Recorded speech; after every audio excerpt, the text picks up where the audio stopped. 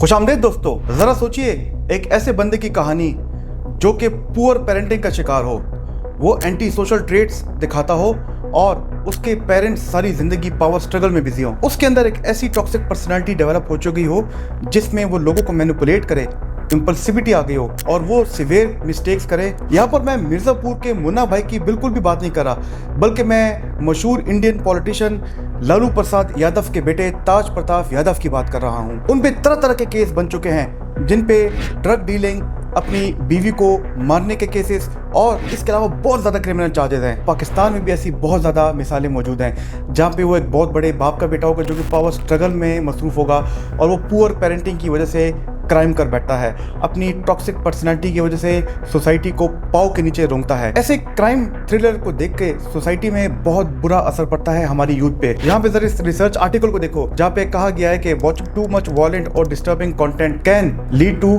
Desensitization. लेकिन मिर्जापुर के मुकाबले में ऐसी भी सस्पेंस थ्रिलर आई हैं जैसे कि द सिक्स्थ सेंस। इसमें कहीं भी वायलेंस का दूर दूर तक भी जिक्र नहीं था। अब मिर्जापुर जैसी क्राइम थ्रिलर्स हमारी सोसाइटी पे कोई अच्छा असर तो नहीं छोड़ती? क्या ऐसी मेंटल हेल्थ इम्पैक्ट डालती हैं ये क्राइम थ्रिलर्स हमारी दिमाग पे? क्यों हमें इनको अवॉइड करना चाहिए ताकि हमारी ज़हनी सेहत बेहतर रहे? क्या साइकोलॉजी होती है इन क्राइम थ्रिलर्स के पीछे? आइए जानने की कोशिश करते हैं इस वीडियो में।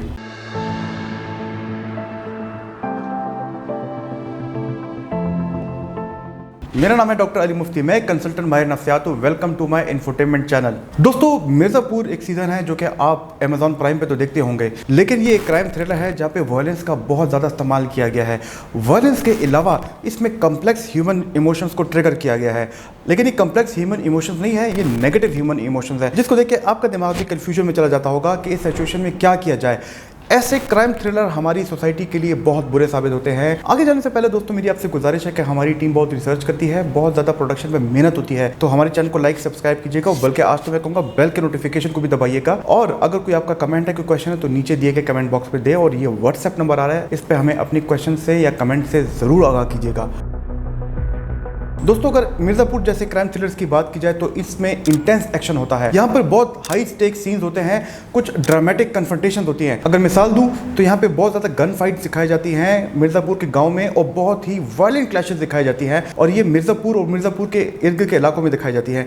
ऐसी गन फाइट जो है, जो देखने वाले व्यूअर्स हैं इनको हमेशा एच पे रखती हैं। ये एक्साइटमेंट तो आपके अंदर क्रिएट करी होती है, आपको मज़ा तो आ रहा होता है, लेकिन ये साथ साथ में टेंशन भी क्रिएट करी होती है। सबकॉन्शियसली ये आपके अंदर एक स्ट्रेस क्रिएट करी होती है। ये चीज़ the journal of media psychology 2017 में एक आर्टिकल पब्लिश किया था उन्होंने। इसमें उन्होंने ये चीज़ रिवील की थी कि इस तरह के एक्शन सीक्वेंसेस जो हैं आपके अंदर हाइटेंड अराउजल उभारते हैं और इंगेजमेंट जो है व्यूअर्स में उसको उभारते हैं, लेकिन लाशऊरी तौर पे आपके अंदर एंग्जाइटी को उभारते हैं, आपके अंदर स्ट्रेस को ज़्यादा करते हैं। उसके अलावा ऐसे क्राइम थ्रिलर्स में ये भी देखा गया कि जो इमोशनल कनेक्शंस हैं वो भी बहुत कम्प्लेक्स कैरेक्टर्स में आते हैं, जैसे कि गुड्डू और बबलू हैं। इनके अंदर एक बहुत ज़्यादा डीप इमोशनल बॉन्ड जो है वो ऑडियंस के साथ बन जाता है। तो इसमें यह भी देखा है कि जो मशहूर करैक्टर है कालीन भैया, उनके जो फादर हैं सत्यानंद त्रिपाठी, जो कि एक डिसेबल पर्सन होते हैं, उनका रिलेशनशिप अपनी डॉटर इन लॉ बीना के साथ कोई अच्छा नहीं होता। और मेरे ख्याल में इस किस्म के रिलेशनशिप को स्क्रीन पे दिखाना, स्क्रीन पे बताना, उनको नरेट करना सोसाइटी पे बहुत ही बुरा असर डालती है। यहाँ पे एक और इमोशनल कम्प्लेक्सिटी भी देखी गई जिसको व्यूअर्स ने बहुत अप्रिशिएट किया, बल्कि व्यूअर्स को उसने इंगेज किया, मैं बताना चाहूँगा। वो है जो उस कहानी के दो मेन किरदार हैं, गुड्डू और बबलू। दोनों बहुत ही मासूम होते हैं कहानी के शुरू में। गुड्डू को जो है वो जिम से मोहब्बत होती है और बबलू जो है वो एजुकेशन में परसू करना चाहता है, लेकिन वो जिंदगी की मुश्किलात, जिंदगी के चैलेंज का सामना करते हुए किसी और एक्सट्रीम एंड पे चले जाते हैं। यहाँ पे मैं बहुत बड़ा इख्तिलाफ डालना चाहूँगा, बहुत बड़ा सवाल करना चाहूँगा आपसे। क्या आपकी ज़िंदगी में कोई चैलेंज आए, क्या आपकी ज़िंदगी में मुश्किलात आए, तो क्या आप गुड्डू और बबलू बनना चाहेंगे? बार बार सस्पेंस बिल्ड किया गया है। जब भी क्राइम थ्रिलर में या जो भी आप सीज़न देखें, जब भी उसकी एंडिंग होती है तो आपको हमेशा ऐसे मजबूर किया जाता है कि आप उसी टाइम उसका अगला एपिसोड देखें। लेकिन ऐसे क्राइम थ्रिलर में ये भी देखा गया है कि जब भी कोई शो बैलेंस में जा रहा हो तो एकदम उसमें सस्पेंस का एलिमेंट ले आते हैं, ताकि जो जितने भी व्यूअर्स हैं उनकी क्यूरियोसिटी को उभारा जाए, और जितने भी ऑडियंसेस हैं, व्यूअर्स हैं, उनको मज़ा आता है कि ये वाले क्राइम थ्रिलर्स, वायलेंस, गन्स और जितने भी किलिंग है वो अपने घर की कंफर्ट से देख रहे हैं। लेकिन यहाँ पे मैं आपसे एक साइकोलॉजिकल अपील करना चाहूँ तो ये ऐसे शोज आपकी टेम्पररी तौर पर एड्रेनलिन रश तो आपको दें, आपको मज़ा तो आए, आपकी क्यूरियोसिटी को एंगेज तो करें, ऐसे क्राइम्स दिखा के, लेकिन ये लॉन्ग टर्म इसका बहुत बुरा इफेक्ट है हमारी यूथ पे, आपकी साइकोलॉजिकल वेल बीइंग पे, और रियल लाइफ में आपको बहुत मुश्किलात का सामना करना पड़ सकता है। क्योंकि ऐसे शोज़ में ये देखा गया है कि जितने भी कैरेक्टर्स हैं वो एम्पैथी को नहीं अंडरस्टैंड करते, उनके अंदर एम्पैथी नहीं होती, यानी कि वो अगले की मुसीबत को समझ नहीं पाते, और अगर उनको आप डीपली स्टडी करें तो ये एम्पैथी आपके अंदर से भी गायब हो सकती है। दोस्तों, जैसे हमने जिक्र किया ऐसी क्राइम थ्रिलर्स का जिसमें वायलेंस हो, इनका बहुत बुरा साइकोलॉजिकल इंपैक्ट होता है। इसके साथ हमारी जो एंग्जाइटी है वो बहुत ज़्यादा हो सकती है। एंग्जाइटी की वजह से हमारा स्ट्रेस लेवल जो है बहुत बुरे तरीके से मुतासर हो सकता है। आप डिसेंसिटाइज हो जाते हैं वायलेंस को देख के। यानी कि आप खुद सोचिए कि अगर आपने पहली दफ़ा बम ब्लास्ट के देखा होगा और आप बार बार रोज़ाना ऐसी बम ब्लास्ट की खबरें देख रहे होंगे, तो अभी ऐसा बम ब्लास्ट देख के, फायरिंग देख के आपकी ज़हनी सेहत पर क्या असर होगा? आप कहेंगे नहीं, ये तो रोज़ होता रहता है। आप डिसेंसिटाइज हो चुके हैं वायलेंस को लेकर, तो इसलिए फ्रिक्वेंटली जो है वायलेंस देखना आपकी ज़हनी सेहत के लिए बहुत बुरा है। और इसको लेके एक बुक में भी जिक्र किया गया है, एग्रेसिव बिहेवियर्स बाय रॉवल ह्यूसमैन, जिन्होंने देखा था कि long term impact of media violence जो है व्यूअर्स पे, वो उनकी ज़हनी सेहत पे बहुत बुरा असर डालता है। इसको लेके उनके अंदर एग्रेसिव बिहेवियर आता है। लेकिन एक और बहुत बुरी चीज़ जो देखी गई है वो ये है कि इम्पेयर्ड इमोशन रिस्पॉन्स उनके अंदर आता है, यानी कि उनकी जज्बाती सेहत बहुत बुरी होती है। ये भी देखा गया एक रिसर्च के मुताबिक कि ऐसे थ्रिलर्स देखने से आपकी स्लीप खराब होती है, क्योंकि जितनी भी ऐसे OTT प्लेटफॉर्म्स है उन्होंने देखा है कि ये सीरीज़ रात को देखी जाती हैं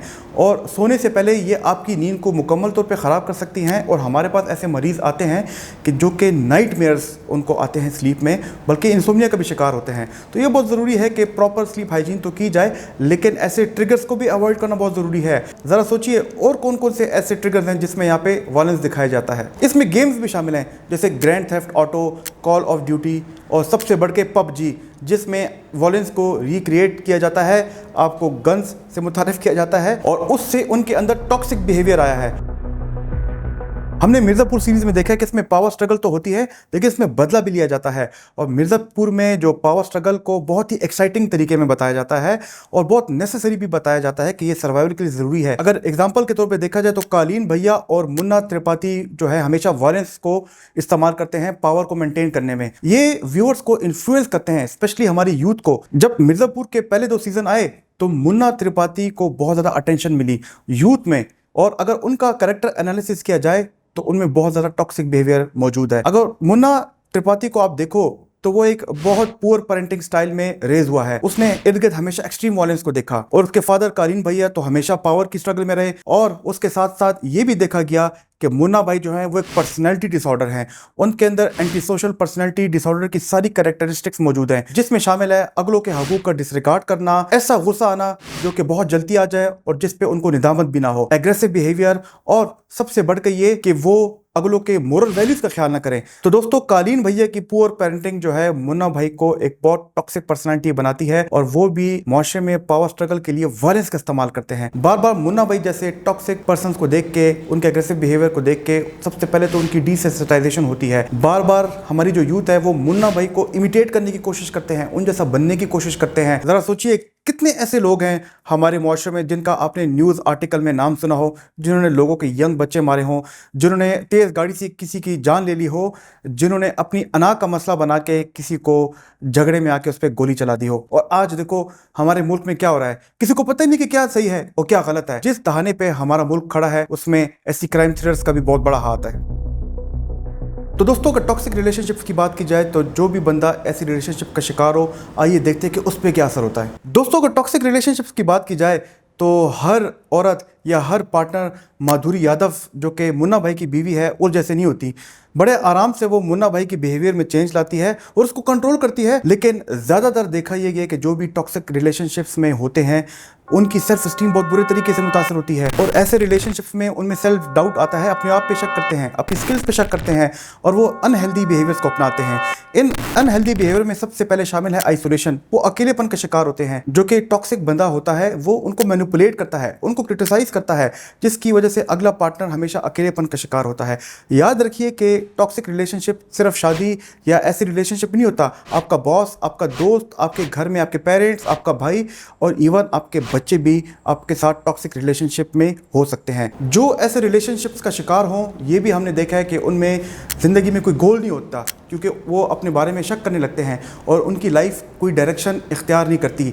उनकी जब ज़िंदगी में कोई गोल ही नहीं होगा, वो एमलेस होते हैं। ऐसे लोग अपने अंदर एक खालीपन महसूस करते हैं, जिसकी वजह से वो क्रॉनिक स्ट्रेस का शिकार होते हैं और उनकी ज़िंदगी में अच्छे से अच्छे अपॉर्चुनिटी भी आए, वो उसको मिस करेंगे। टॉक्सिक रिलेशनशिप की वजह से जब ऐसी अपॉर्चुनिटीज़ उनसे मिस होंगी तो उनकी फाइनेंशियल स्टेबिलिटी आएगी, क्योंकि वो पूर प्लानिंग करेंगे। तो ये बहुत ज़रूरी है कि वो लोग जो कि ऐसे टॉक्सिक रिलेशनशिप्स का शिकार हों, वो अपनी गोल सेटिंग करें, अपने और लोगों के साथ हेल्दी रिलेशनशिप्स इख्तियार करें, अपने अंदर इमोशनल स्टेबिलिटी लाएं, एम्पैथी और कंपैशन की मुकम्मल डोज लें और उसके अलावा दीगर पैरेलल हेल्दी रिलेशनशिप्स इख्तियार करें। अगर हेल्दी रिलेशनशिप्स की बात की जाए तो यहाँ पे मैं जिक्र करना चाहूँगा एक हॉलीवुड मूवी का, द परसूट ऑफ हैप्पीनेस। ये एक बहुत मशहूर मूवी थी जहाँ पे एम्पैथी और कंपैशन का भरपूर मुजाहरा किया गया था, जहाँ पे एक बाप और एक बेटे के हेल्दी रिलेशनशिप को बहुत खूबसूरती से पोर्ट्रे किया गया था। कैसा एक बंदा जिंदगी की मुश्किलात का सामना करता है, उसकी लाइफ में तरह तरह के चैलेंज आते हैं, लेकिन वो मुन्ना और गुड्डू भाई की तरह एक्सट्रीम एंड पे नहीं जाता, बल्कि वो रेजिलियंस दिखाता है, खुद भी कामयाब होता है और अपने बेटे को भी कामयाब करता है। यहाँ पे मैं एक और बॉलीवुड मूवी का जिक्र करना चाहूँगा, तारे ज़मीन पर, जहाँ पे एक टीचर और स्टूडेंट की हेल्दी रिलेशनशिप को बहुत खूबसूरती से पोर्ट्रे किया गया है। कंपैशन और एम्पैथी को बहुत खूबसूरती से बताया गया है। आमिर खान ने इसमें लीड रोल प्ले किया था। यकीन जानिए कि जब ये मूवी रिलीज हुई थी तो इसका हमारी साइकोलॉजी पे बहुत पॉजिटिव इम्पैक्ट हुआ था, टीचर्स पे, स्टूडेंट्स पे, बल्कि पेरेंट्स पे बहुत पॉजिटिव इम्पैक्ट आया था और वो ये मूवी ने हमारी सोसाइटी को बेहतर करने में बहुत अच्छा किरदार अदा किया था। और जब इन मूवीज की बात आए तो ये बहुत जरूरी है कि हम हेल्दी व्यूइंग करें। तो क्या ऐसी स्ट्रेटजीज होनी चाहिए कि हम हेल्दी व्यूइंग करें? सबसे पहले तो ये जरूरी है कि वॉयलेंट कंटेंट को लिमिट करें। इसके अलावा ये भी बहुत जरूरी है कि आप माइंडफुल व्यूइंग करें, यानी कि आपको पता होना चाहिए कि अगर आप वॉयलेंट कंटेंट देख रहे हैं तो आप वो बहुत ज्यादा ना देखें, बल्कि कोशिश कीजिए कि महीनों में आप limited amount of violent content देखें। वॉयलेंट कंटेंट के बारे में यूरोपियन सोसाइटी ऑफ क्रिमिनोलॉजी ने 2015 में एक आर्टिकल लिखा था, जहां पे उन्होंने वॉयलेंट कंटेंट की माइंडफुल व्यूइंग के बारे में बहुत ज्यादा जिक्र किया था। इसके अलावा आप कोई भी कंटेंट देखें तो जरूरी है कि उसकी बाउंड्रीज को सेट करें, आप स्पेसिफिक टाइम अलोकेट करें जो इंटेंस शोज होते हैं, और उसके साथ अदर एक्टिविटीज को जरूर बैलेंस करें। यानी कि अगर आपने कोई बहुत ही वायलेंट शो रात को देखा है तो कोशिश करें अगले दिन आप एक्सरसाइज करें, कोशिश करें अगले दिन आप वो क्राइम थ्रिलर ना देखें, कोई हेल्दी शो देखें, कोई अच्छी डॉक्यूमेंट्री देखें। ये भी बहुत जरूरी है कि आप अपनी कंटेंट में वैरायटी लाइए, यानी कि डिफरेंट जॉनर को जो है उसके साथ अपने आप को एक्सपोज कीजिए, क्योंकि कॉन्स्टेंटली एक ही किस्म के जॉनर को देखना, एक ही किस्म के कंटेंट को देखना, ये भी आपकी ज़हनी सेहत के लिए मुकम्मल तौर पे इतना अच्छा नहीं है। जब भी आप वॉयलेंस को देखें तो अगले बंदे का पर्सपेक्टिव ज़रूर लीजिए। यानी कि अगर आप मिर्ज़ापुर आपने देख ही लिया है और बार बार देख लिया है तो जाइए अपने दोस्तों के साथ, अपनी फैमिली मेम्बर्स के साथ इसको डिस्कस कीजिए, क्योंकि इससे आप वेंटिलेट कर पाएंगे और उनका व्यू पॉइंट भी देख पाएंगे। और क्रिटिकल थिंकिंग कीजिए, यानी कि एनालाइज करें, क्रिटिक करें, क्योंकि इससे आप जो है अपने पैसिव कंजप्शन जो है इसको रिलीज़ कर पाएंगे और इसका आपके बिहेवियर पे बहुत अच्छा असर पड़ेगा। तो दोस्तों, कैसे लगी आज की वीडियो? हमारी कोशिश थी कि ऐसे क्राइम थ्रिलर जिसमें वायलेंस हो उसकी साइकोलॉजिकल इम्पैक्ट के बारे में आपको बताऊं और क्यों ये व्यूअर्स को एंगेज रखते हैं उसके बारे में भी आपको बताया जाए। इसके नतीजे में आवाम में, लोगों में गुस्सा बहुत आता है। अगर आप अपने गुस्से को कम करना चाहते हैं तो ये वाली वीडियो देखना आपको बहुत फ़ायदा होगा। मेरी कोशिश रहेगी कि आपकी पर्सनैलिटी में रेजिलियंस लाऊं, आपकी मेंटल हेल्थ पे एक पॉजिटिव असर डालूं। तो हमारे साथ इस सफ़र में जुड़े रहिए। खुदा हाफिज़।